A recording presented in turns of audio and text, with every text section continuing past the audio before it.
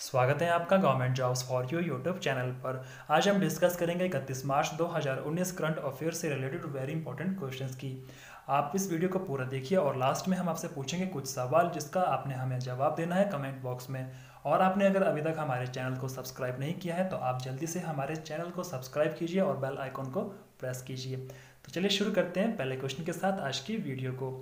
Paris पुस्तक मेले में किस देश को गेस्ट ऑफ ऑनर के रूप में नामित किया गया है? तो आपके ऑप्शन है रूस, भारत, जापान या नेपाल। तो इसका जो राइट आंसर रहेगा वो होगा ऑप्शन बी, भारत। भारत को पेरिस पुस्तक मेले में गेस्ट ऑफ ऑनर के रूप में नामित किया गया है। अगर बात की जाए पेरिस पुस्तक मेले की तो ये इसका जो आयोजन है वो होगा 2020 में और इसके लिए जो गेस्ट ऑफ ऑनर जो कंट्री रहेगी वो रहेगी भारत। अगर बात की जाए भारत में होने वाले दिल्ली विश्व पुस्तक मेले की 2022 का जो ये मेला होगा उसमें जो मुख्य अतिथि रहेगा वो रहेगा फ्रांस। अगर बात की जाए फ्रांस के राष्ट्रपति की तो फ्रांस के राष्ट्रपति का नाम है इमैनुअल मैक्रोन। अब बात करते हैं क्वेश्चन नंबर सेकंड की। हाल ही में सर्वश्रेष्ठ खेल महासंघ पुरस्कार किसने जीता है? तो आपके ऑप्शन है बीसीसीआई, फुटबॉल संघ, एनआरएआई या इनमें से कोई भी नहीं। तो इसका जो राइट आंसर रहेगा वो रहेगा ऑप्शन सी, एनआरएआई। एनआरएआई को सर्वश्रेष्ठ खेल महासंघ पुरस्कार से नवाजा गया है। अगर यहाँ पर बात हम करें एनआरएआई की तो एनआरएआई की फुल फॉर्म है national rifle association of India. इसकी एस्टेब्लिशमेंट ईयर है 1951। यहाँ से इतने ही क्वेश्चन आपसे पूछे जा सकते हैं। अब बात करते हैं क्वेश्चन नंबर थर्ड की। हाल ही में एनटीपीसी ने कहां पर फ्लोटिंग सौर ऊर्जा संयंत्र स्थापित करने की घोषणा की है? आपके ऑप्शन है सूरत, अहमदाबाद, कोलकाता, विशाखापट्टनम। इसका राइट आंसर रहेगा ऑप्शन डी, विशाखापट्टनम। विशाखापट्टनम में एनटीपीसी ने फ्लोटिंग सौर ऊर्जा संयंत्र स्थापित करने की घोषणा की है।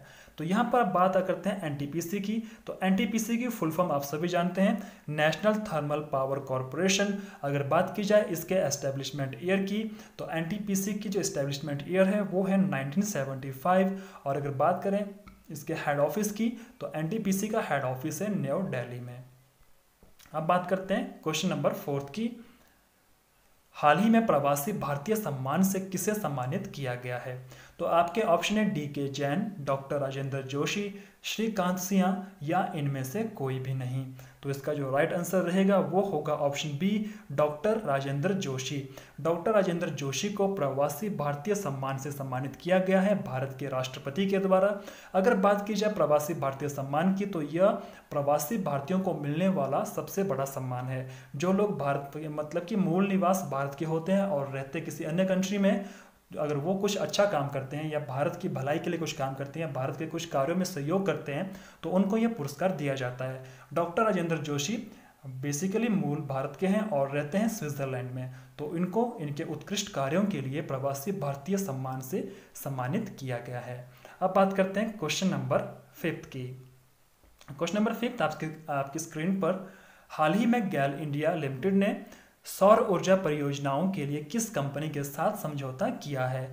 तो आपके ऑप्शन है भेल, एनटीपीसी, ओएनजीसी या इनमें से कोई भी नहीं। तो इसका जो राइट आंसर रहेगा वो रहेगा आपका ऑप्शन नंबर ए, भेल। जी हाँ, गेल इंडिया लिमिटेड ने सौर ऊर्जा परियोजनाओं के लिए भेल के साथ समझौता किया है। तो यहाँ पर बात सबसे पहले करते हैं गेल इंडिया लिमिटेड की। अगर बात यहाँ पर करें गेल इंडिया लिमिटेड की तो सबसे पहले यहाँ पर बात करेंगे गेल की फुल फॉर्म क्या है। तो इसकी जो फुल फॉर्म रहेगी वो रहेगी आपकी गैस अथॉरिटी ऑफ इंडिया। और अगर बात करें इसके एस्टेब्लिशमेंट ईयर की तो गेल की जो एस्टेब्लिशमेंट ईयर है वो है 1984। आपको ये बात याद रखनी है, जितनी भी एस्टेब्लिशमेंट ईयर मैं आपको बता रहा हूँ किसी भी फर्म की, किसी भी ऑर्गेनाइजेशन की, आपको वो याद रखनी है या राइट डाउन करनी है। तो गेल की जो एस्टेब्लिशमेंट ईयर है वो है 1984। अगर बात की जाए इसके हेड ऑफिस की, इसके हेडक्वार्टर की, तो गेल इंडिया लिमिटेड का जो हेड ऑफिस है वो है नई दिल्ली में।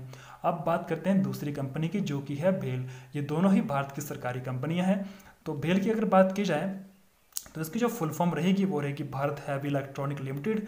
आप इसको दोबारा सुन लीजिएगा, भारत हैवी इलेक्ट्रॉनिक्स लिमिटेड। और अगर बात की जाए इसके एस्टेब्लिशमेंट ईयर की तो इसकी जो एस्टेब्लिशमेंट ईयर है वो है 1964। 1964 को इस कंपनी की स्थापना की गई थी। और अगर बात करें इसके सीईओ की तो इसके सीईओ है अतुल सोबती और इसका जो हेड ऑफिस है वो है नई दिल्ली। दोनों ही कंपनियों का जो हेड ऑफिस है वो नई दिल्ली है और ये दोनों भारत की सार्वजनिक क्षेत्र की बड़ी कंपनियां हैं, मतलब कि सरकारी कंपनियां हैं। आई होप आपको यहाँ से क्वेश्चन क्लियर हो चुके होंगे। अब बात करते हैं क्वेश्चन नंबर 6 की। तो क्वेश्चन नंबर 6 यहाँ पर है, हाल ही में 2 दिवसीय खेल साहित्य उत्सव प्ले राइट 2019 कहाँ शुरू हुआ? तो ये 30 मार्च 2019 से शुरू हो चुका है, मतलब कि पिछले कल से ये शुरू हो चुका है, पिछले कल इसका उद्घाटन हो चुका है। तो इसके जो राइट आंसर है आपने गैस करना है। ऑप्शन यहाँ पर है मुंबई, नई दिल्ली, चंडीगढ़ या पटना। तो इसका राइट आंसर है ऑप्शन सी, चंडीगढ़। पंजाब और हरियाणा की राजधानी चंडीगढ़ में ही प्ले राइट्स 2019 का आयोजन किया जा रहा है और 30 मार्च 2019 को इसका उद्घाटन किया गया था। अब बात करते हैं क्वेश्चन नंबर 7 की। भारतीय निर्वाचन आयोग ने मतदाता जागरूकता के लिए किसके साथ समझौता किया है? तो आपके यहाँ पर ऑप्शन है फेसबुक, भारतीय रेलवे, माइक्रोसॉफ्ट या गूगल। इसका राइट आंसर है ऑप्शन बी, भारतीय रेलवे। जी हाँ, भारतीय रेलवे इसका राइट आंसर है। भारतीय निर्वाचन आयोग ने मतदाता जागरूकता के लिए भारतीय रेलवे के साथ एक समझौता किया है। आप सभी जानते हैं कि भारत की बहुत ज़्यादा जो आबादी है वो रेलवे में ट्रैवल करती है, रेलवे में सफ़र करती है। तो निर्वाचन आयोग ने जितने भी जो लोग इस बार मतदान करेंगे, मतलब कि आपको पता है कि लोकसभा इलेक्शन इस बार होने वाले हैं, तो हर एक लोगों को जागरूक करने के लिए भारतीय रेलवे के साथ इन्होंने समझौता किया है कि आप भारतीय रेलवे जितनी भी जो रेल चलती है, जो ट्रेनें चलती हैं, उसमें पोस्टर लगाया जाए या कुछ में ऐसे लिखा जाए जिसमें कि लोगों को थोड़े अवेयरनेस हो जाए कि हमको वोट करना है, हमको मतदान करना है। तो ये जो एग्रीमेंट किया गया, ये जो समझौता किया गया है, यह भारतीय निर्वाचन आयोग ने किया गया है भारतीय रेलवे के साथ। अब बात करते हैं क्वेश्चन नंबर 8 की। तो क्वेश्चन नंबर 8, हाल ही में वैश्विक जलवायु रिपोर्ट किसने जारी की है? तो आपके ऑप्शन है WMO, संयुक्त नेशन, WHO या विश्व बैंक। तो इसका जो राइट आंसर है वो है आपका option number first, WMO। WMO ने वैश्विक जलवायु रिपोर्ट को इस बार जारी किया है और हर बार यही जारी करता है। अगर बात यहाँ पर की जाए WMO की फुल फॉर्म की, तो WMO की फुल फॉर्म है वर्ल्ड मेट्रोलॉजिकल ऑर्गेनाइजेशन।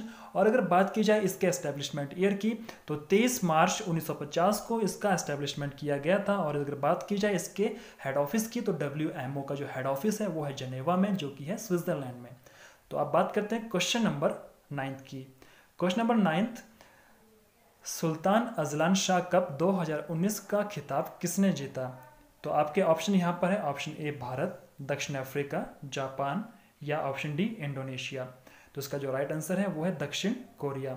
दक्षिण Korea 2019 Sultan Azlan Shah cup 2019 का ये विजेता है, इसने भारत को हराया है। अगर बात की जाए सुल्तान अजलान शाह कप किस खेल से संबंधित है, तो ये है हॉकी से, हॉकी खेल से ये संबंधित है ये कप। अगर बात की जाए दक्षिण कोरिया की, तो दक्षिण कोरिया की जो राजधानी है वो आपको सभी को पता है कि दक्षिण कोरिया की जो राजधानी है वो है सियोल।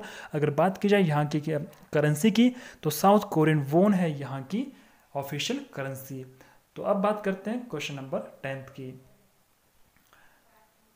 हाल ही में किस मंत्रालय ने आतंकवाद निगरानी समूह का गठन किया है? तो आपके ऑप्शन है वित्त मंत्रालय, गृह मंत्रालय, रेलवे मंत्रालय, महिला एवं बाल विकास मंत्रालय।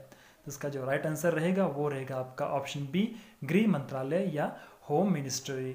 होम मिनिस्ट्री ने इस बार जो आतंकवाद निगरानी समूह है उसका एक गठन किया है। अगर बात की जाए गृह मंत्रालय की, तो गृह मंत्री जो है भारत के वो है राजनाथ सिंह।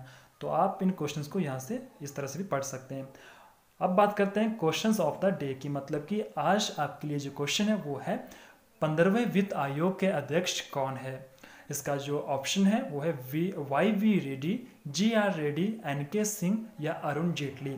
आपने इस क्वेश्चन का आंसर हमें देना है कमेंट बॉक्स में और थोड़ा सा डिटेल में लिखना है 15वें वित्त आयोग के बारे में भी। और जो सबसे अच्छा लिखेगा उसका कमेंट हम करेंगे पिन, मतलब कि उसका कमेंट रहेगा सबसे ऊपर। और आज की वीडियो में सिर्फ इतना ही। साथ में अगर आप डाउनलोड करना चाहते हैं इन क्वेश्चंस की पीडीएफ फाइल को, तो पीडीएफ फाइल को डाउनलोड करने का लिंक आपको मिल जाएगा डिस्क्रिप्शन में, तो आप वहां पर जाकर पीडीएफ फाइल को डाउनलोड कर सकते हैं। साथ में आप रहना चाहते हैं अपडेट सरकारी और प्राइवेट नौकरियों के साथ, तो आप हमारी ऑफिशियल वेबसाइट www.governmentjobsforyou.com पर विजिट कर सकते हैं। यहाँ पर आपको सरकारी और प्राइवेट नौकरियों की अपडेट मिलेगी, साथ में करंट अफेयर और जितने भी एग्जामिनेशन हो रहे हैं उनके रिगार्डिंग जितना भी स्टडी मटेरियल होता है वो सब कुछ आपको हमारी इस वेबसाइट पर अवेलेबल रहेगा। तो आज की वीडियो में सिर्फ इतना ही। हम मिलते हैं किसी दूसरी वीडियो के साथ, तब तक के लिए आप सभी को जय हिंद, जय भारत।